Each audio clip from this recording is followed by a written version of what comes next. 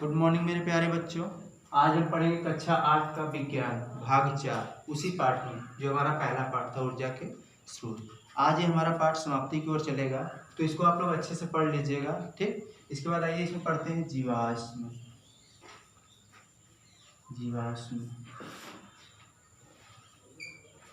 जीवाश्म के बारे में आप लोग पिछली कक्षा में पढ़े होंगे, यानी 7 में आप लोग पढ़े होंगे कि पृथ्वी के अंदर यानी उथल पुथल के कारण पृथ्वी के अंदर भारी मात्रा में जीव जंतु तथा पेड़ पौधे भूमि के नीचे भी दब गए और समुद्र के नीचे भी दब गए, जिस पर अत्यधिक दाब तथा ताप के प्रभाव के कारण, ठीक है, प्रभाव के कारण तथा जीवाणुओं की क्रिया के बाद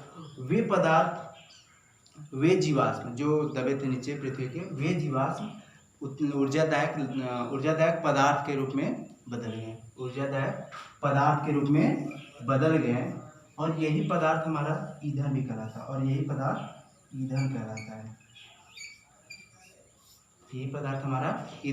है।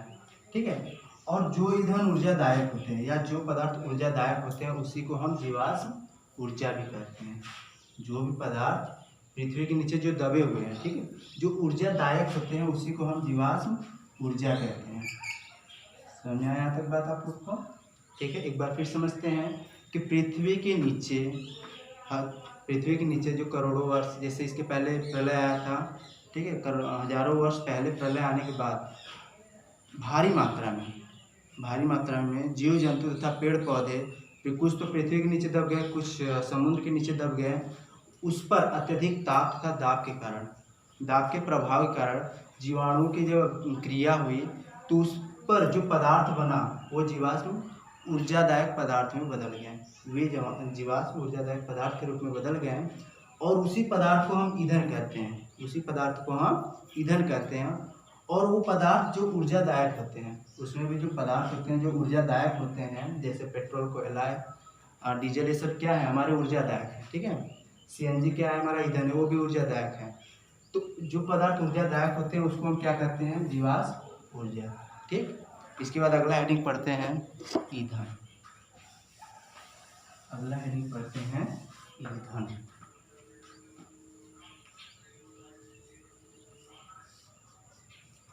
ईंधन की बात की जाए तो वे पदार्थ जो दहन की क्रिया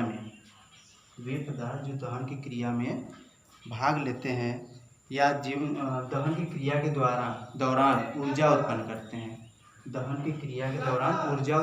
हैं, उसे हम क्या कहते हैं, ईंधन कह सकते हैं। परिभाषा लिखते हैं, ऐसे पदार्थ जो दहन की क्रिया के दौरान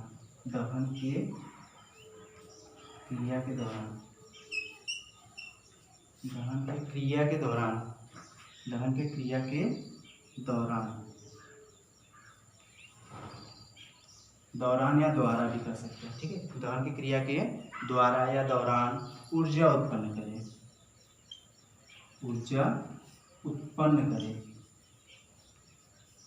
उसे ईंधन कहते हैं। ठीक है, क्या कहते हैं, ईंधन कहते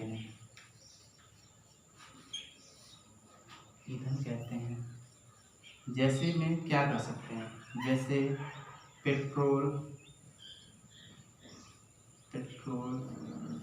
डीजल, मिट्टी का तेल, सीएनजी इत्यादि, ये सब हमारे क्या है, ईंधन। ठीक, इसके बाद बात करते हैं कि ईंधन के प्रकार के बारे में। ईंधन के कितने प्रकार होते हैं भाई, या ईंधन के कितने भाग होते हैं, या ईंधन की कितनी अवस्था होती है, उसके बारे में बात करते हैं। ठीक, ईंधन की 3 अवस्था होती है। कौन कौन से? ठोस, वो तो द्रव के होते हैं, ठोस, द्रव तथा गैस। ठोस ईंधन की बात करें तो ठोस ईंधन में क्या क्या आएगा? ठोस ईंधन में आएंगे कोयला, लकड़ी, मोम को मोमबत्ती भी कहते हैं, ठीक, मोम इत्यादि। ईंधन 3 रूप में पाए जाते हैं। कौन कौन से? ठोस, द्रव और गैस के रूप में। ठीक, तो पहला ठोस में पढ़ते हैं कोयला, लकड़ी, मोम इत्यादि।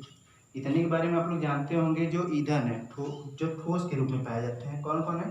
कोयला, लकड़ी, मोम इत्यादि। ठीक, और द्रव में कौन कौन से पाए जाते हैं? द्रव में आप लोग जानते होंगे पेट्रोल, डीजल, डीजल के बाद मिट्टी का तेल, मिट्टी का तेल इत्यादि। ठीक है, ठोस में इतना पाया जाता है, द्रव में भी इतना पाया जाता है। इसके बाद गैस की बात करते हैं। गैस में सीएनजी आ गया, ठीक, मीथेन भी आते हैं, गोबर गैस भी आते हैं। ठीक है, जो गैस के अंतर्गत आते हैं इत्यादि आदि ईंधन है। ठीक है, इसके बाद अगला पढ़ते हैं। अगला हेडिंग हमारा है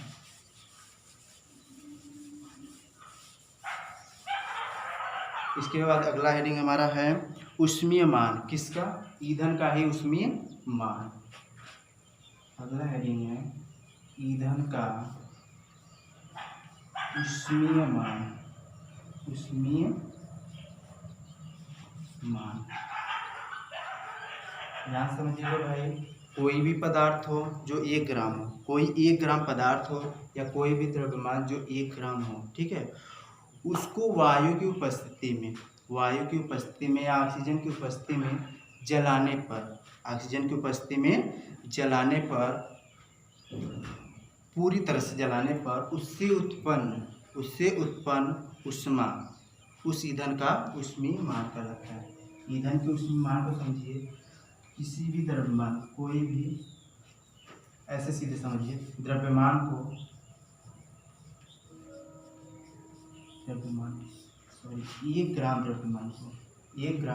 द्रव्यमान को ऑक्सीजन की उपस्थिति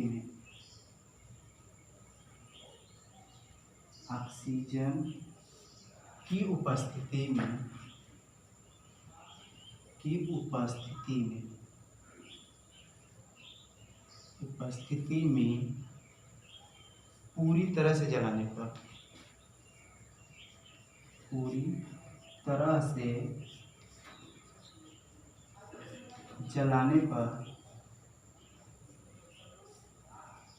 पर जो ऊष्मा निकलती है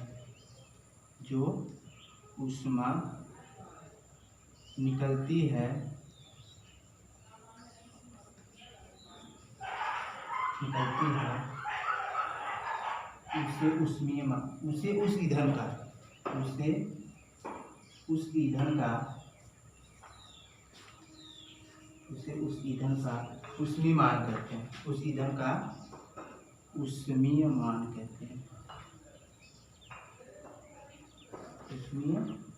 मान कहते हैं।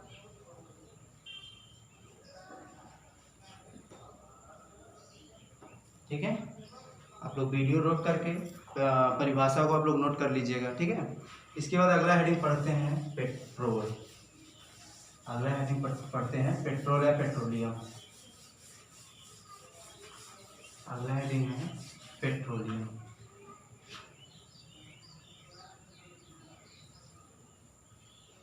इसके पहले हमने बताया ही था पेट्रोलियम कहाँ पाया जाता है, कैसे पाया जाता है।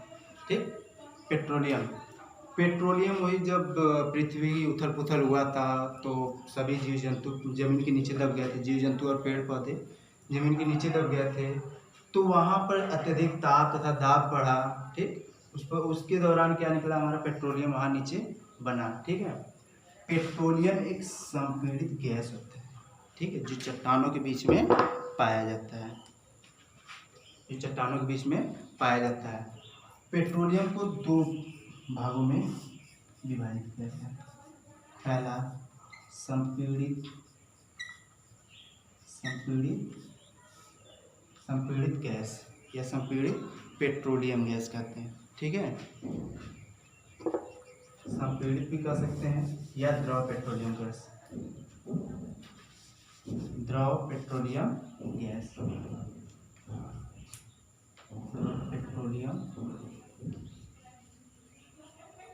द्रव पेट्रोलियम के बारे में समझिएगा, ध्यान समझिएगा। द्रव पेट्रोलियम, जब हम खानों से पेट्रोल निकालते हैं तो उसको हम एक स्टोर बनाते हैं, जहाँ पेट्रोल को रखा जाता है उसे हम स्टोर कहते हैं। तो वहाँ पर पेट्रोल को जब एक जगह रखा जाता है, भंडारण किया जाता है, तब वहाँ पर अत्यधिक दाब पड़ता है। अत्यधिक दाब पड़ता है तो वहाँ पर क्या होते हैं, पेट्रोल संपीड़ित होते हैं। पेट्रोल क्या होते हैं, संपीड़ित होते हैं। तो इस अवस्था में ये परिवर्तित हो जाते हैं, इस अवस्था में परिवर्तित हो जाते हैं।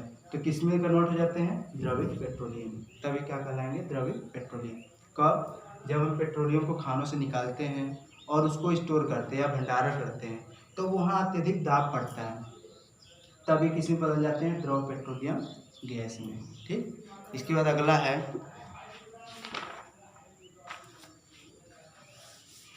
प्राकृतिक पेट्रोलियम गैस, जिसे सीएनजी कहते हैं।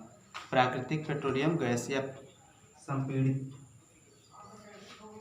भी। ठीक, इसके बाद अगला पढ़ते हैं,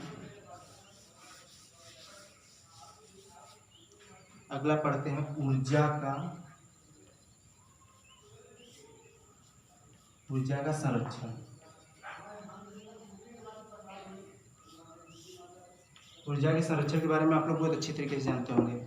जैसे इसमें कह सकते हैं ऊर्जा के बचाव के बारे में बात की जाएगी। ठीक है, पहला ये है कि ऊर्जा का अपव्यय नहीं करना चाहिए, यानी कि अधिक, जैसे कह सकते हैं कि कम दूरी तय करने के लिए हमें मोटर गाड़ियों का यूज नहीं करना चाहिए। अनावश्यक फैन को नहीं चालू रखना चाहिए। अनावश्यक लाइट बत्ती को मतलब चालू है तो उसको बंद कर देना चाहिए। भोजन को डस्टबिन में रखना चाहिए, ना कि ऐसे ही फेंक दें। पॉलीथीन का प्रयोग कम करना चाहिए। ठीक, ऐसे बहुत से हैं जो ऊर्जा संरक्षण के अंतर्गत आते हैं। तो आप लोग अच्छे से पढ़ लीजिएगा। आई होप कि आप लोग को अच्छे से समझ में आया होगा, पढ़ लीजिएगा।